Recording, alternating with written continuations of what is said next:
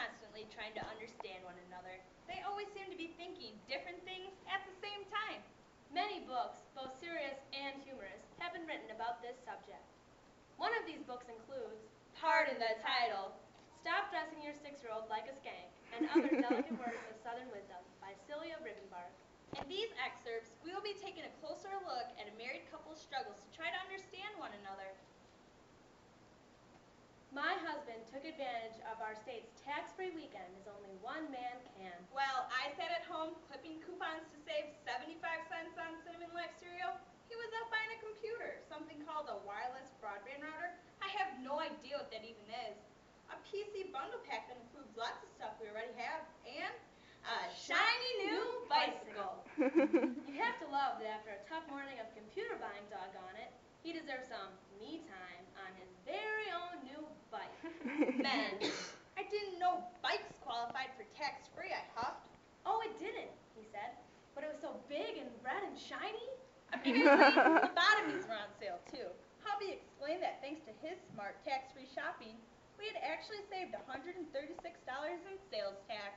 Whoa, no. This is my argument. The old spend money to save money one that he always refutes when it comes to truly useful stuff like a buttersoft leather trench and heels that matches my eyes. There's more, he said, practically dancing about the room. There's a rebate on everything. Well, except the bike, of course.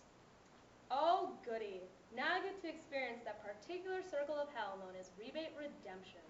That afternoon, I gathered together the rebate forms, including the lengthy rules for redemption. And a box cutter that would be used to either carve the original UPCs from the boxes or to end my life, whichever seemed more important. After an hour or so spent looking for the serial number for one product, I called the toll-free rebate question hotline for doofuses. A computer-generated voice told me where to find it. And let's just say I felt pretty stupid. Like the kind of person who couldn't find her serial number in the dark with both hands and a flashlight. It was right there!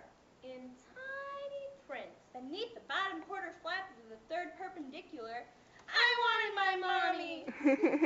Next, I started to work with the box cutter to remove the UPCs, except there were lots of them. Those little barcodes were everywhere. And they all looked different. Which was the right one? Another call to the hotline resolved that too. Although, was it my imagination, or was the computerized voice growing impatient with me? Finally, I needed a legible copy of the store sales receipt with the appropriate items circled in ink. A copy of the ESN. Who knows? My college transcript. Voter registration card. And a J.C. Penney's Braun Panty Club membership card. Well, almost.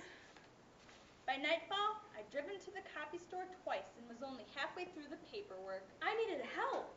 But hubby had gone for a bike ride to unwind.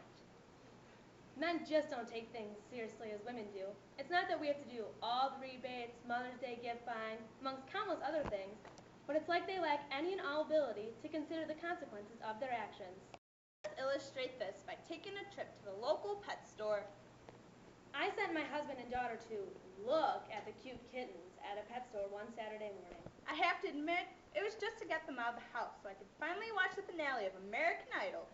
30 minutes later, my 6-year-old was calling on the cell phone. Please, Mommy. She started slowly, then the rest came spilling out. He's so cute, he lets me hold him and he purrs on. I just want to name him Button. Oh, for heaven's sake. Good thing I hadn't sent them to the Lexus dealership, or we'd be living off mayonnaise sandwiches. Again. Honey, I said, freeze framing the little brat on the TV screen with my magic pause button. We already have 2 very old, mostly senile cats. It wouldn't be fair to them. Why, I don't see why we can't just get one little kitten. You're mean! I told my husband to put our daughter back on the phone. Oh, okay. Bring Button home, and we'll make it work. They gushed with gratitude, and I hung up, wondering exactly what had just happened. 30 minutes later, Sophie raced in and shoved a shaken Button into my lap. For the first few days, things went great. Button was no trouble. In fact, he never actually moved. He lay in a tight ball, sleeping while Sophie and her friends squealed him to get up and play. It was like he was stuffed. Finally, after he roused long enough to pee on my nightgown, I decided to take him to the vet. He's stressed, the vet said. He's stressed? What about me? The 2 big fat liars who'd sworn they'd taken care of him had barely seen him since. The next day, he was much better. A week later, he was climbing up the draperies and pooping earnestly about the house in every possible location. Except the 2 litter boxes I bought for him. 2 more vet visits. I went to one with a paw print poop stain on my shirt, and I didn't even care. The button was all better. As you can see, this kitten was just a minor disagreement for this married couple. And now, just when you thought that being a housewife was a lackluster profession, wouldn't you know it? Suddenly, being a housewife is downright trendy. In 2 of the season's biggest TV hits, housewives are either desperate Or swapped. My oh my, what a refreshing change from the days when a housewife's only virtue was that she might have the magic of Clorox too. Finally, housewives are hot.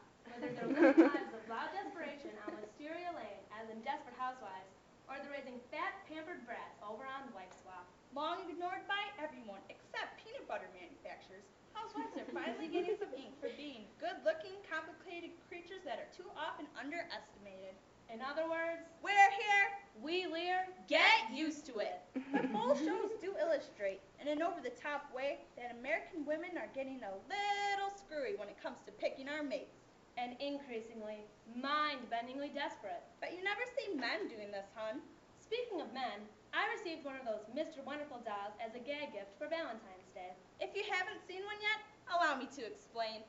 Mr. Wonderful is small enough to fit on a keychain, Depicts a square-drawn, neatly dressed man. who, when pressed in the tummy, says some pretty hilarious things. Things like, let's just cuddle. You've worked hard today, let me cook dinner tonight. Or, aw, can't your mother stay at least one more week? Well, I'm quite taken with Mr. Wonderful. Who can resist? A soothing male voice saying, Here, you take the remote. As long as I'm with you, I don't care what we watch. it occurred to me that men have every right to expect a Mrs. Wonderful to be in production too. So I've come up with my own list of Mrs. Wonderful's possible utterances. Oh, honey, do you really think your mom would give me some pointers in the kitchen? Sweetheart, do you think you could wear that old Carolina sweatshirt with the oil stains and holes in it to have dinner with my family just one more time? We'll just love you in it. Now, honey pie, you don't need to know where the car keys or the milk and bread are. That's what you have me for. Marriage would be easy if we acted more like our keychains. Wouldn't it?